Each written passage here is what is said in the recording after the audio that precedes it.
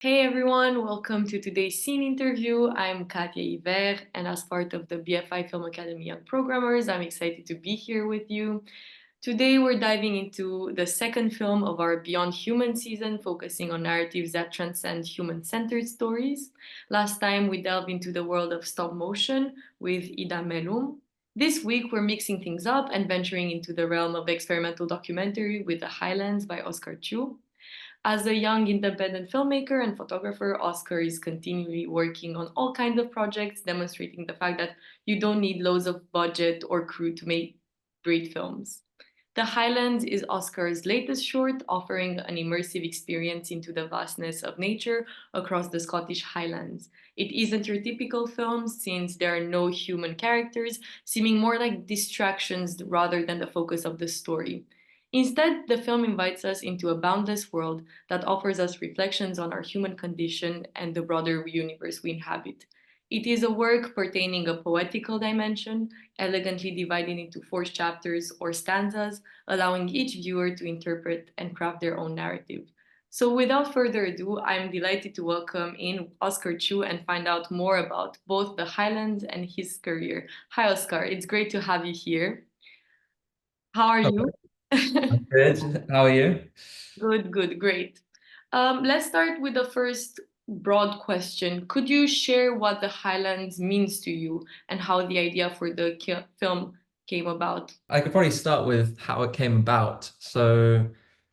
We were planning a road trip. So I went up, we wanted to go to Scotland with my dad. And so we wanted to take a road trip all the way up to Scotland to the Isle of Skye. And I thought I'd just take my camera with me at the time. Ages ago, I planned it, a year in advance. But then before that, I started reading this journal by Rockwell Kent, where he goes and stays in Alaska by himself and just with his son for around 7 months. And that kind of brought the connection between, Scotland and the Highlands and sort of this remote area and what he was talking about, which is, he didn't have a watch at the time as well. So he, lost a track of time and just immersed himself in nature. So that was what I was looking to film before we set off. But as we, started driving around, I just kind of started filming things and sort of reacting to what I saw around me, which was a lot different to what I had planned because there are a lot of people around and, a lot of tourists because Scotland is very busy. So I think what the film means to me after saying that is sort of more of an exploration, more of discovery of what I found along the way there. And I hope the film also helps, gives other people that impression. That's great. Yeah, it's definitely an experimental documentary because you record nature and life, but at the same time, you interact, like there's a story going from that. But at the same time, we could call it also a video poem, uh, Mm. which is a genre that has been gaining a lot of popularity in recent years. Um, you spoke about your inspiration and what you're reading, and that also inspired your intertitles, which are reminiscent of poetic verses. Um, could you tell us how poetry inspires and informs your work more generally? So I think poetry, it's for me the rhythm in the poetry that I like to say is a bit like editing as well. That's why I like splitting it up into, as you call it, stanzas, which I hadn't really thought of calling it that way. But that's quite nice because there's the rhythm to the story, and I really like splitting up films sometimes when you can get a different emotion from different parts, changing the color to black and white. Um, so I think that's one thing, but also simply the emotive imagery. I haven't written many screenplays. I don't, but it's more the emotion that I get from certain words, certain phrases that I feel like they match up with a landscape or a feeling that I got while I was traveling and while I was filming the film. So I think, yeah, it kind of informs my work, but I also sort of find inspiration from it in quite few different ways. Yeah, I think it's great how you manage to pair a landscape with a verse. And speaking of how you take pictures and you film the landscapes. I feel like it's quite interesting the fact that the way you film them is quite impersonal, in my opinion, because the camera is very stable and the lens is very objective. So there's this duality within the Highlands in between very subjective and very personal verses that you appropriated, and then the very impersonal landscape. What were you aiming for? Why combine these extremes? So the really static shots that I believe you're referencing, a lot of that comes about from just what I had with me and what I have had with me for a couple years now. I don't have a gimbal, I don't have sliders or anything, so it's either handheld or on a tripod.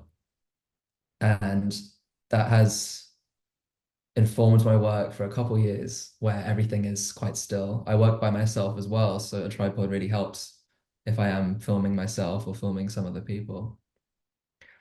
So having just the tripod with me and just the camera, um, I think has helped me focus what I want to film as well, instead of being able to film anything and everything and having the camera move all over the place. I like sort of setting it up and just filming what I've looked at and then putting it there and just putting it in front of it for a couple seconds.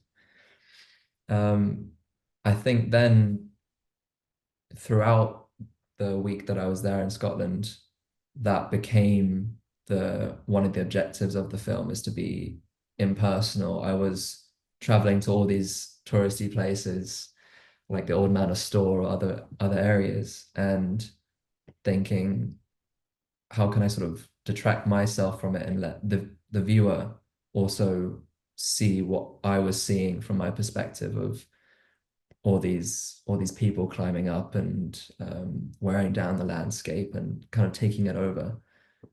And still speaking of environment and landscapes, the Highlands escapes the typical human-centric stories that we're used to seeing, especially in short films.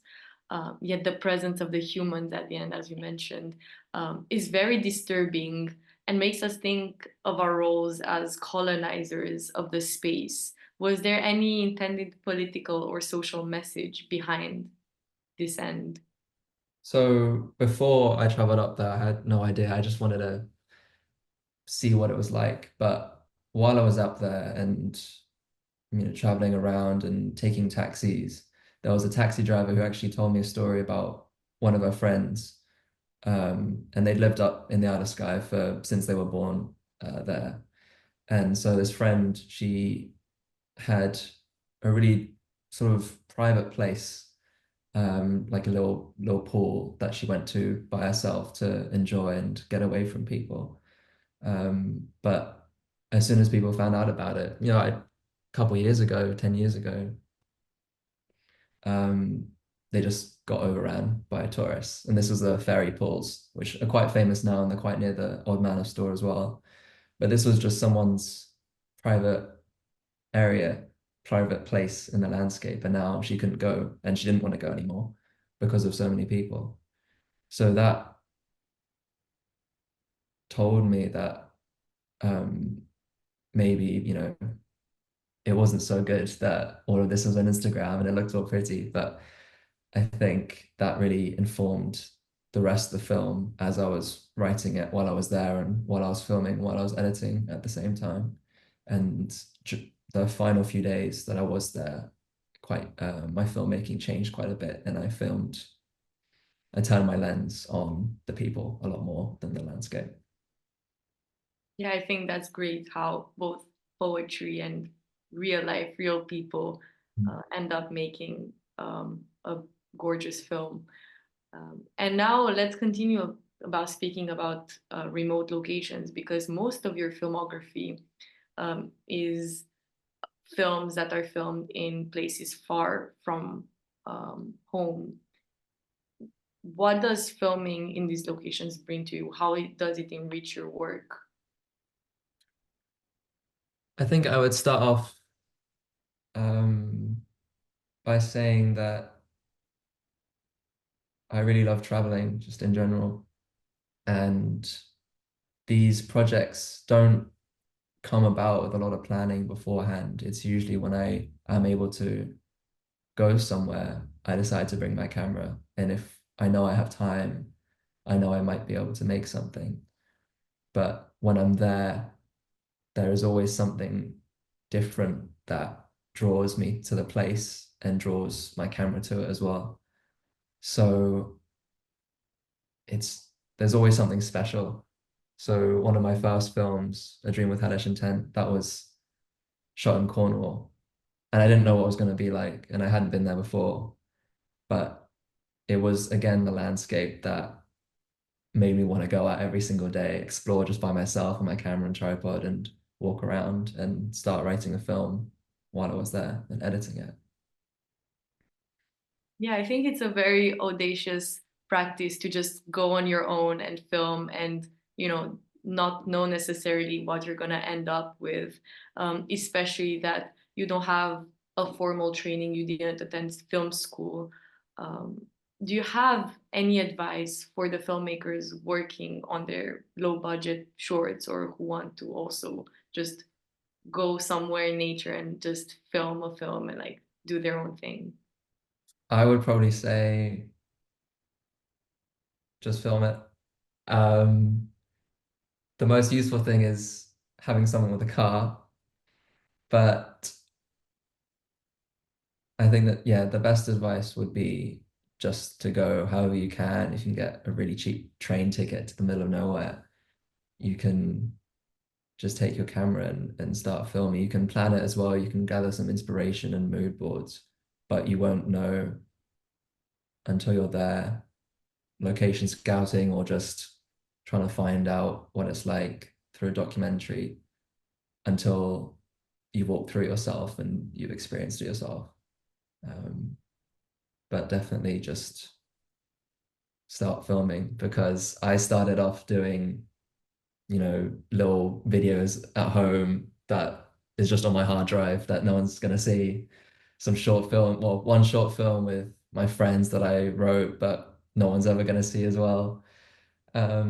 So it's just been years, 5 or 6 years of just filming things for myself and not really thinking about what other people are going to see, mainly because they might not see it or I might show it to a few people. But over time, I have become more confident and in showing other people my work and putting it out there.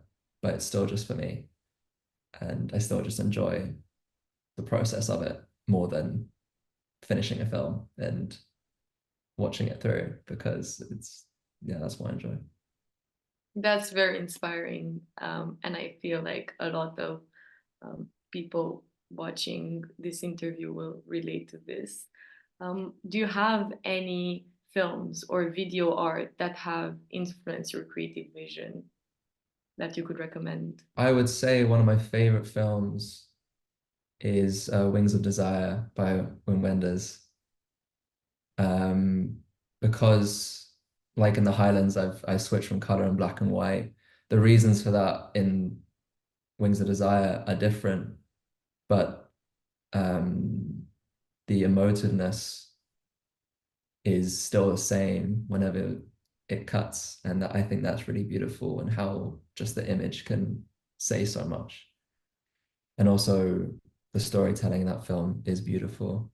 I would say specifically to the Highlands, The Lessons of Darkness by Herzog was a great inspiration due to its experimental nature as a documentary, where there are, I think, around 2 interviews total in 90 minutes, and the rest is just helicopter shots with Bach and Mozart over the top, which is quite dramatic, but it was something that I hadn't seen before in a documentary. I've only seen talking heads and those kinds of films. So it was something really different and really interesting that shaped what I wanted to make in the Highlands as I was making it.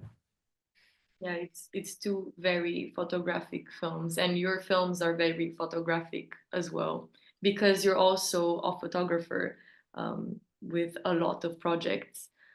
How does one medium inform the other? Do you see them as interconnected, or do you keep these two practices very distinct? So I started off photographing first, just doing my own things, taking portraits, doing some work for music festivals and things like that. But I think my eyes is very visual.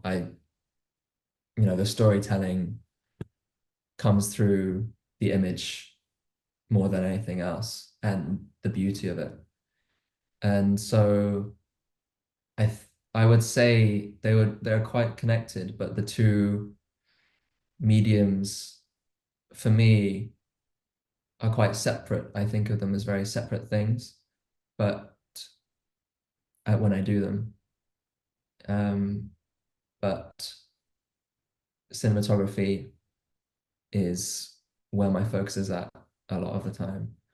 I don't know a lot about sound design. A lot of the Highlands is just through the camera sound. So my focus is just on beautiful imagery and what the light captures and reacting to that especially. So you could say the reaction to light, because I don't plan a lot of my shots or my films. So reacting to what's there, a sunset or when clouds cover the sky, um, has definitely been helped by my photography experience. And now I want to jump onto another project that you have, which is Redshift Pictures, your recently founded production company. Can you tell us a bit about your vision for this company? So this company, I founded it together with a really great filmmaker, James Wainwright, who I met at university. Um, and yeah, he's just a great filmmaker in his own right. But we decided when we met, we found out that we're really into film and thought we worked really well together as well. So a production company could focus our skills and put them together into a project that helps both of us and helps our friends first, artists who wanted music videos, and other people as well. So our vision was to just go out and start making projects. So we started making films for our musician friends, went to some restaurants to do some small commercials. I would say the vision for Redshift Pictures is to mainly just enjoy making films under kind of one roof. Instead, it just focuses the work that we make. Instead of having both of our names, we can have it under one name and we can bring other people. And the aim was to, and still is, to collaborate with other filmmakers and bring them in under the company or work with them. But it becomes a place that people can come to get a film or to work with on a film. And I think that was the main vision for the production company. You know, the basis of filmmaking is collaboration, so it makes perfect sense. Speaking of again music videos and helping out your friends, you actually began your filmmaking career by filming live music, which you mentioned in an earlier talk that it was an invaluable learning experience. What lessons did you gain from that, and would you recommend this type of work to aspiring filmmakers? I would probably say first that it gives you a lot of skills in, again, reactive filmmaking, because live music, I started off doing some films with orchestras as well, and they're either at concerts or music films, and you have to be running around carrying the camera, either carrying two cameras together to get everything. And that means you have to know what's going on at all times. And that was quite exciting for me. It's when I'm busy, I really enjoy it when there's high stakes and you have to get the shot. It's really enjoyable for me because there's nothing else to think about. And I think that those kinds of skills I've learned, which is just thinking of nothing else and just thinking about making the film, doing this edit, doing this one part, and thinking about just that one moment. And I would say as well that music videos in general are a completely open genre. There is nothing you can't do, there's nothing you can't think about, as long as, either you want to tell a story for the artist, or, they might just let you do whatever you want. But the filmmaking techniques, you could use anything, you could tell it however you wanted to, and you're not stuck into, a normal kind of fiction narrative or documentary. It really is very open. And I would say to anyone to try a music video, even just one, because you'll understand just how fun filmmaking can be. Because a lot of the music videos that I've done is just going out, finding one or two locations and figuring it out there. We have a little bit of a plan, but the rest is, again, informed by what we thought of on the day or what the location is like.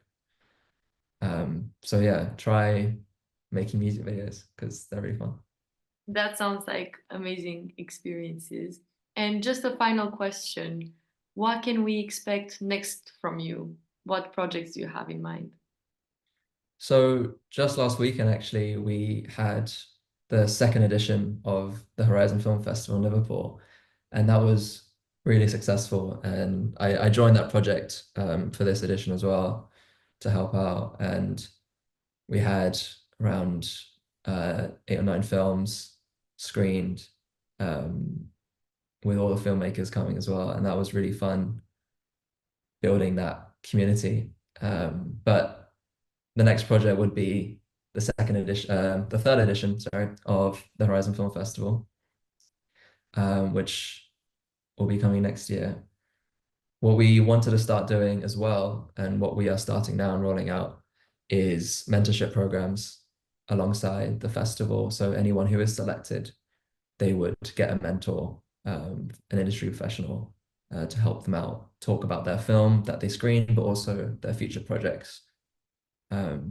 So the goal of the festival is this collaboration, this community of filmmakers growing, making films together, talking to each other, learning about new things, which again is one of the most enjoyable parts. Even though I work alone on my films, I have grown to love meeting other filmmakers and learning about what they do and their skill sets. And I'm really excited to see what the filmmakers who were there last weekend and the year before, to see what they'll do next, and what we might do together as well, because that's the most exciting part. That sounds great. Thank you again for watching. The Highlands is available to watch through the link in the BFI's Instagram bio. Also, tomorrow is the final deadline for the Future Film Festival, which is also a great opportunity to put yourselves out there. So definitely check that out. Join us at the same time next week, where fellow BFI Film Academy young programmer Jack Sinod will be interviewing Joshua M.G. Thomas about Heaven is Overrated. Until next time, bye!